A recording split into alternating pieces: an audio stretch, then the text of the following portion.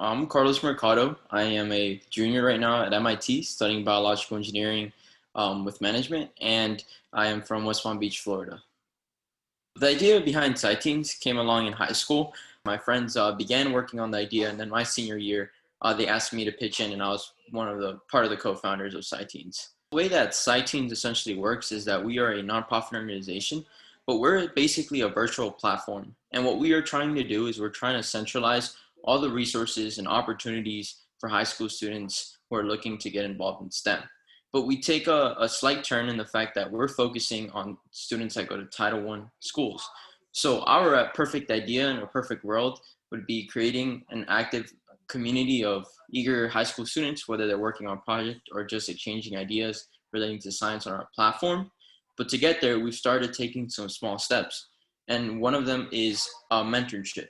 So one of the things that Sighteens offers for these students is the opportunity to engage with undergraduate students, professors, and teachers if they are working on a project. Because we oftentimes find it that perhaps at a high school where the students attending, they don't have like a strong STEM discipline. So therefore they can't really investigate further, or if they get stumped on a question, don't really know where to go on their project. Another thing that we do is highlight free online resources, and that has come into light today, especially with the current situation going on with COVID. What we've done is we collect all these online resources and kind of create a database where it's easy for a student to filter and look for what they want. There's also students in Zimbabwe who reached out to us via our platform, and they were also working on projects. Some of them are looking for online resources or tutorials, and they just don't know where to go. When one thinks about MIT, one thinks about research, one thinks about developing something or going to one of these companies where you can really do an impact or really change the way that, for example, part of the world works.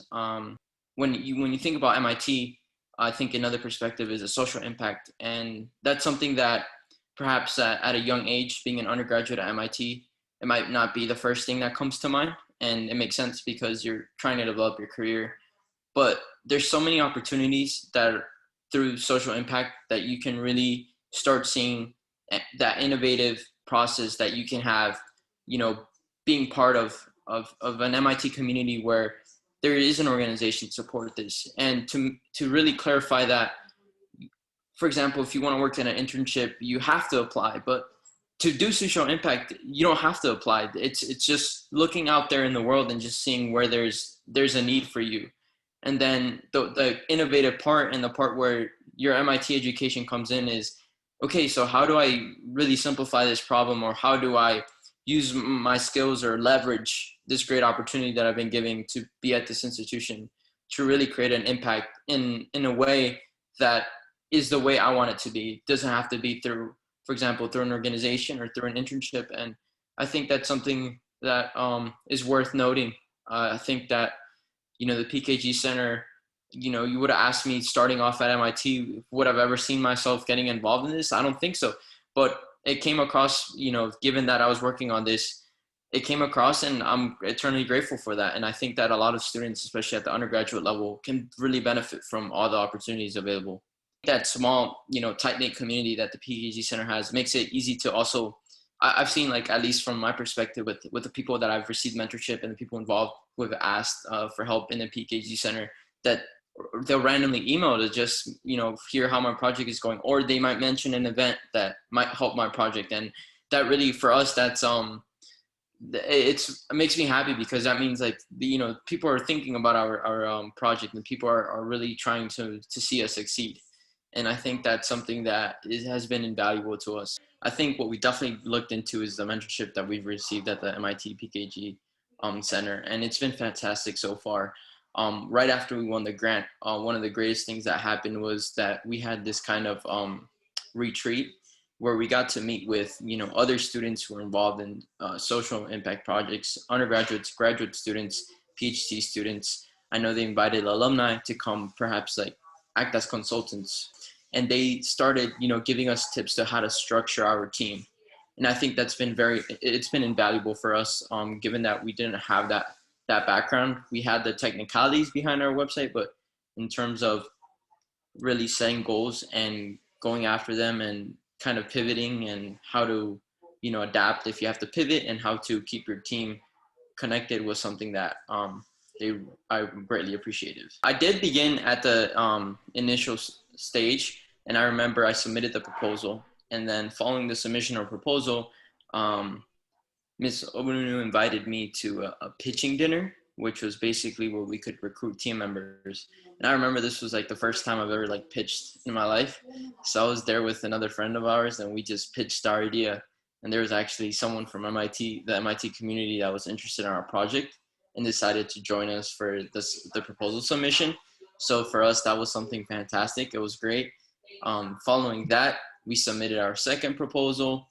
And then at some point we had a BOES event where that was also, it was fantastic because we got to work with like people in the industry, and they also provided invaluable advice.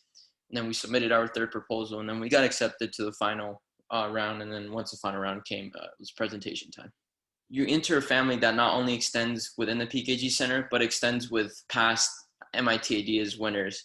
And I think that's something fantastic because not only is it a network for your organization, but for you personally, it's great to be able to find, a community within MIT that perhaps is not well known. So it all opened up once coronavirus really started impacting the community, our target group. And that came around May. A lot of summer programs for colleges that involve high school students related to STEM, they started shutting down or just canceling the programs because most of them were in person. And for us, right, we envision ourselves as a platform that builds a community, not only here in the United States, but globally, and students can actually work on their projects on our platform. We knew that we had an advantage in the sense that we already had a platform, just how Zoom came to supplement, that not being able to be in a classroom, perhaps hold a meeting in person. We had a platform that could supplement for the fact that students wouldn't be able to work for their on any science projects over the summer. So we pitched our idea in terms of developing a curriculum and also engaging these students to use public data sets. So I think that was a key component for us because when students go into a science program at a college over the summer, most of the time they work on projects that are related to perhaps what a researcher is doing or something that the university provides with their resources. But now that it would be virtual, we needed to find free material that students could work on. There's so much in the internet right now. And I feel that for a student, especially for a high school student, unless it's something of interest to them, or if it's not really like out there or really like directed towards them, they might not look and go for it. And I think that that's very crucial right now for someone who's trying to get involved in STEM, because oftentimes in STEM, people associate STEM in a high school level with a high barrier of entry or going to a good high school, for example, or being super smart. But that's not the case. And there's a lot of resources online and public data sets where with a little bit of like hoping and assistance, and that's where SciTeens came on over the summer, which we connected these students with mentors at Florida State University. And we directed them to develop these projects. So we developed a lesson plan where students learn how to do, for example, statistical tests. They learn how to read data sets. They learn how to use this all through Python, which is also a software that a lot of companies use, and it's completely free. Anyone can download it on the internet.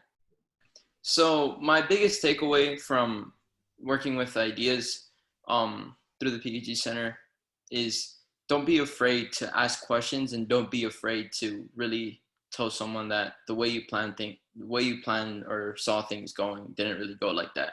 Because oftentimes, or at least this is a perception I had and our team had, was that once you're given a grant, you kind of have to follow that path that you originally wrote for that grant, or perhaps that with the steps that you had, and perhaps not being able to do them, or simply because you tried, or simply because it's not the best route, you might cause some sort of disruption or really not be able to please the people who gave you this opportunity, this grant. And for us, we showed that vulnerability right after we won the grant, and we had some meetings with Ms. Obununu, and we told her that like the way we saw things going or what we tried to do really didn't work. So that was a huge moment for us, because at that point it was some of our team members were also like unmotivated or had lost that that drive. But then we kind of got injected with more like hope and a lot of this mentoring advice that we received through the Ideas Challenge really helped us compile our thoughts again and kind of start over and really develop a different approach to our mission statement. And it turned out to be what we needed for this past summer.